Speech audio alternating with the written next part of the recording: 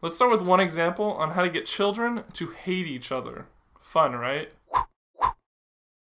It's story time about a teacher who taught her students about discrimination. An Iowa teacher taught her all-white third graders how a minority might feel discrimination by separating them into privileged and non-privileged groups. She separated the students into two groups, the privileged group with brown eyes and the underprivileged group with blue eyes and other.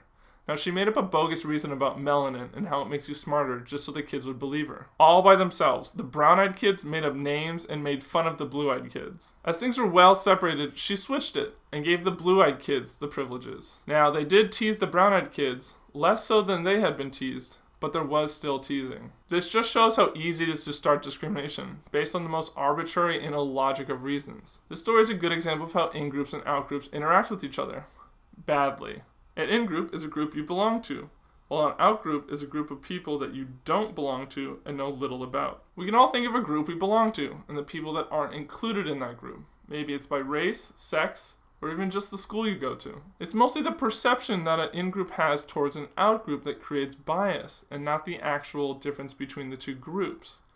Now, the first bias is in-group favoritism, which is when people favor the actions or people within their in-group compared to the actions or people in the out-group. The in-group is good and vast in all its subtleties, but if something does go wrong, it can be explained away by that one rude person.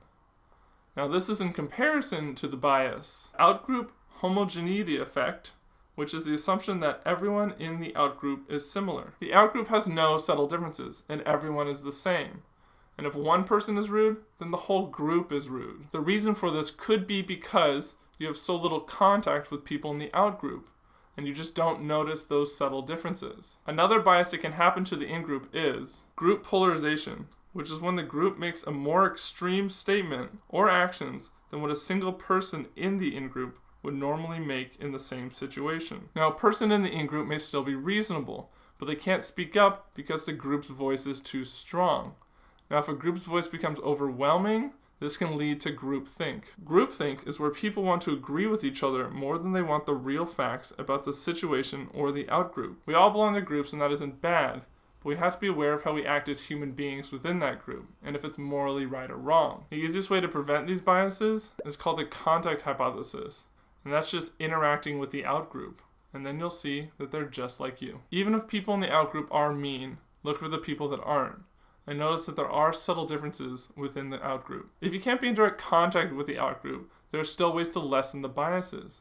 You can look for how arbitrary the groupings are. Now, most times the groupings are illogical. It's mostly by skin color, preference for a spouse, or a team. Because these differences are usually so small, you can look for a commonality.